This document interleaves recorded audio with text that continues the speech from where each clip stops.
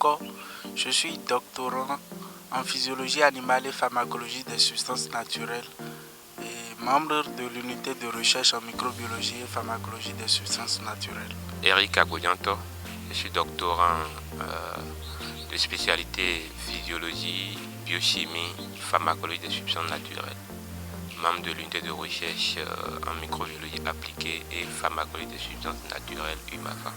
Moi, c'est Sauveillant Toussaint, membre de l'unité de recherche en microbiologie appliquée et pharmacologie des substances naturelles.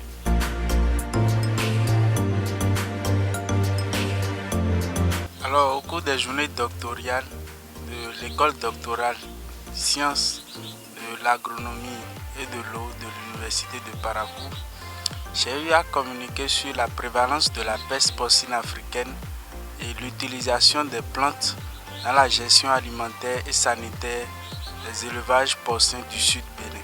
Au cours de cette journée, j'ai eu à présenter une communication orale qui est titrée Potentiel anti-inflammatoire et antioxydant de Gardenia ternifolia, une plante de la pharmacopée béninoise utilisée dans le traitement de l'infertilité masculine au Sud Bénin. Au cours de cette journée, j'ai eu à communiquer sur la thématique évaluation de l'activité antibactérienne de la sève de Jatropha multifida et d'extrait d'Artemisia annua sur quelques sources cliniques responsables d'infections urinaires.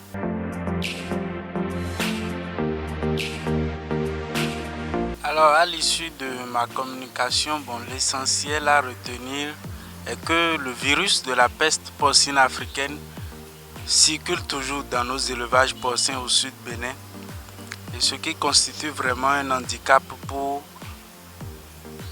la promotion de l'élevage. Et aussi, nous avons enregistré pas mal de plantes qu'utilisent les éleveurs pour alimenter, aussi bien aussi pour traiter les animaux. Et là aussi, nous avons reçu une indication particulière des éleveurs en ce qui concerne le traitement de la peste porcine africaine.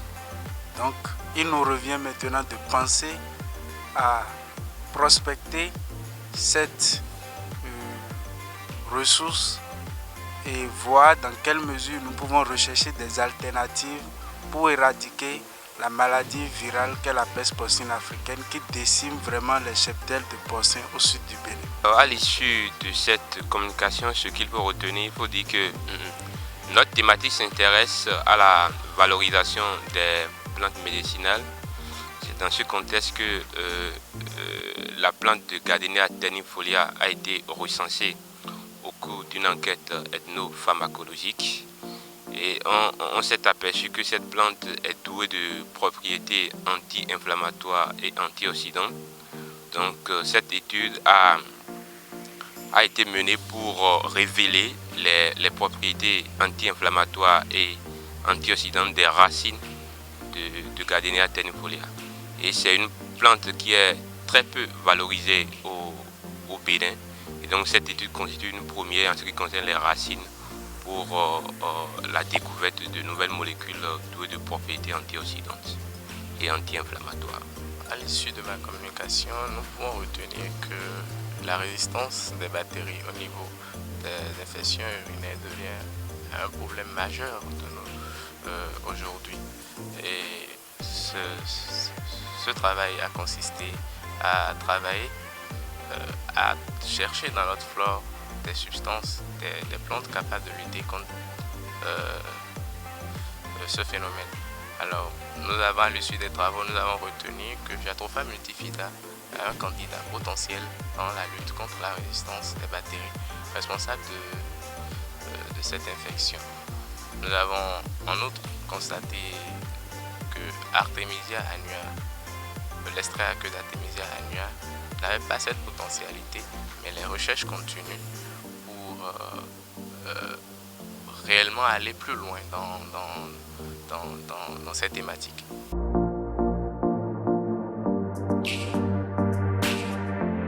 Nous pouvons dire quand même que les jeunes chercheurs que nous sommes, avons eu l'occasion quand même de présenter nos résultats de recherche, de faire connaître au monde scientifique ayant participer à cette journée nos résultats de recherche. Et aussi, nous avons reçu des recommandations pour mieux affiner donc, nos recherches dans le but d'obtenir quand même des résultats probants pour montrer et hisser au plus haut notre unité de recherche et son implication dans les recherches de développement durable au Bénin et pourquoi pas dans le monde. Au-delà de ce que mon collègue vient de dire, je dirais que l'UMAFA a gagné également en termes de visibilité, puisque à travers nos présentations, toute l'assistance a eu à donner cet écho favorable à notre unité de recherche par le travail de qualité qui est abattu au sein de cette unité de recherche. Donc je dirais simplement que par nos présentations, l'assistance ou bien les participants à cette journée doctorale de Parakou ont pu quand même apprécier le travail de qualité qui se fait au sein de cette unité de recherche.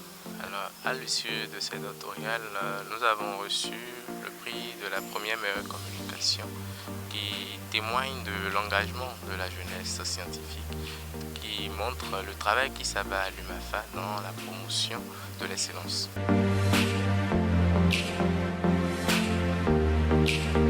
Je pense que c'est le moment de témoigner notre gratitude infinie aux autorités de l'UMAFA, les professeurs, les docteurs qui s'échinent pour le travail de qualité que nous abattons à l'UMAFA. Merci infiniment.